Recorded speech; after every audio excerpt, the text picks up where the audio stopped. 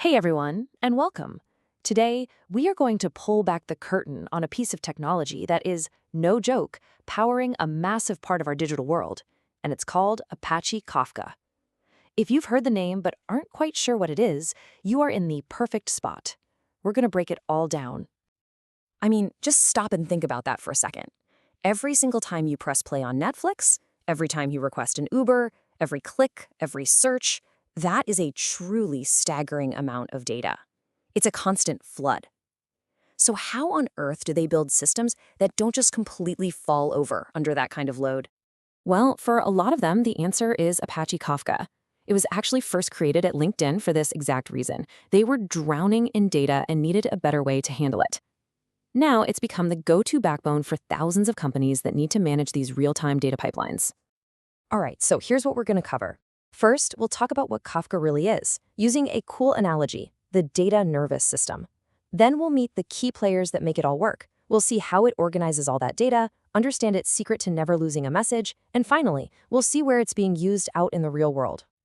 Okay, first things first. Probably the best way to wrap your head around Kafka is to think of it like a central nervous system for a company's data. It's this central place where signals, or data, from all over the business can flow super reliably and then get routed to exactly where they need to go. So here's the official textbook definition. An open source distributed event streaming platform. Kind of a mouthful, right? But the real magic is in that little phrase next to it, distributed commit log. So what does that mean? I want you to picture a notebook, a special one. You can only write new things at the very end. You can't go back and erase or change anything that's already written. Now imagine that notebook is magically copied across a bunch of computers, so it's basically impossible to lose. That's a commit log. And that simple, powerful idea is the absolute heart of Kafka. And because of that simple design, Kafka gets what I like to call its three superpowers. First, it lets different apps send or publish streams of data, and other apps can subscribe to them without either one needing to know the other exists. Second, it stores all this data in a way that's super durable, even if servers crash. And third, it lets you process these records the instant they show up, real time.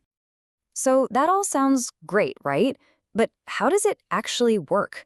To figure that out, we've got to pop the hood and meet the key components that make up a Kafka system. In this diagram right here, it's the perfect bird's eye view. At the top, you've got your producers. These are any applications that are sending data into Kafka. Down at the bottom, you have consumers. They're the ones reading data out of Kafka. And smack in the middle, you have the engine itself, the Kafka cluster. And this right here is one of the most important things to get. Producers write, consumers read. That's the flow. So a producer could be a website tracking user clicks, and a consumer might be a dashboard that shows those clicks in real time. The beautiful thing is they're completely decoupled. The producer has no idea who's reading its data, and the consumer doesn't care who sent it. They only talk to Kafka.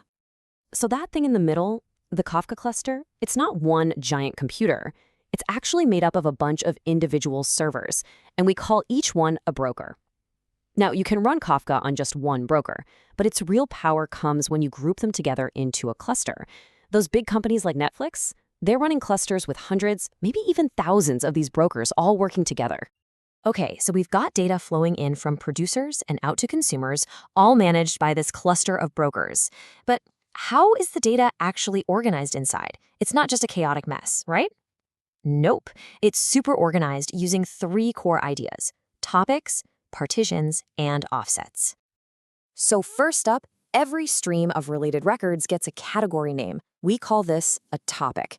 So you might have a topic for user logins, another one for product orders, and another for payment confirmations.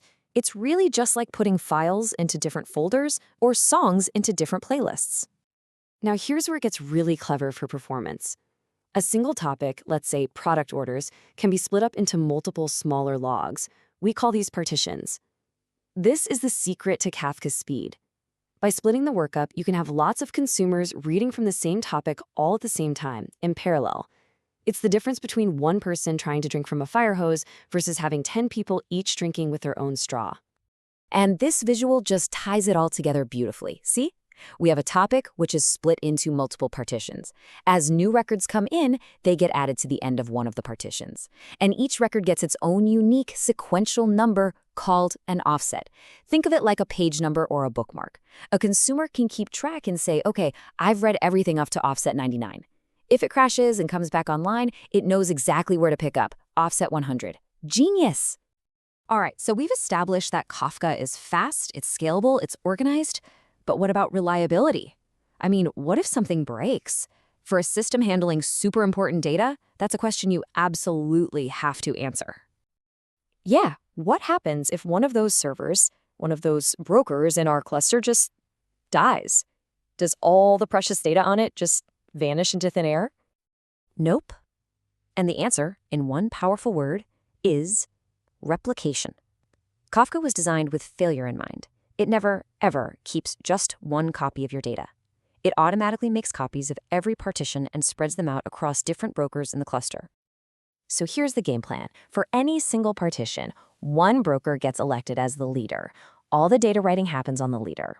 The other brokers that have a copy are called followers, and their only job is to just play monkey see, monkey do. They perfectly copy everything the leader does. So if the leader broker suddenly fails, no problem. One of the followers is automatically promoted to be the new leader, and the whole system just keeps on chugging along.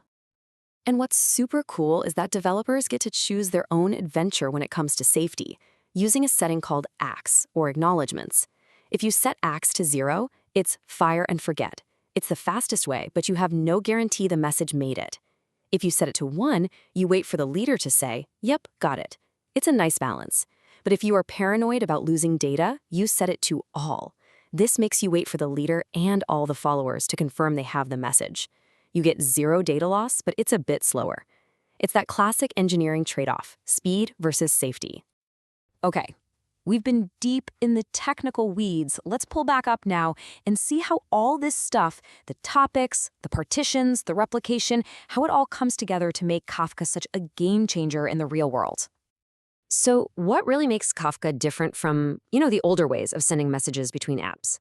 Well, the absolute biggest deal is message persistence. In a lot of older systems, once a message is read, it's gone forever. Poof. But Kafka holds onto messages for a set amount of time, like say 7 days. This means you can replay events. A brand new application can come online and say, hey, I want to read all of last week's product orders. That's huge.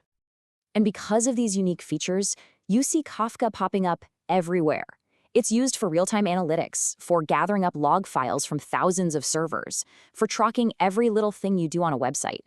It's even used as the main front door for getting data into much bigger systems like data warehouses. It's incredibly versatile.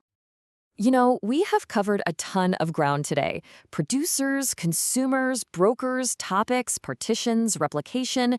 It can seem like a lot, but just remember this quote. Every single person who's an expert at this stuff started right where you are, and you've just taken a huge first step in really understanding how it all works. So I want to leave you with this one final thought. Now that you get the basic idea of how you can stream, store, and process massive amounts of data in real time, what would you build? What kind of cool problems could you solve with this? Really, the possibilities are pretty much endless. Thanks so much for tuning in.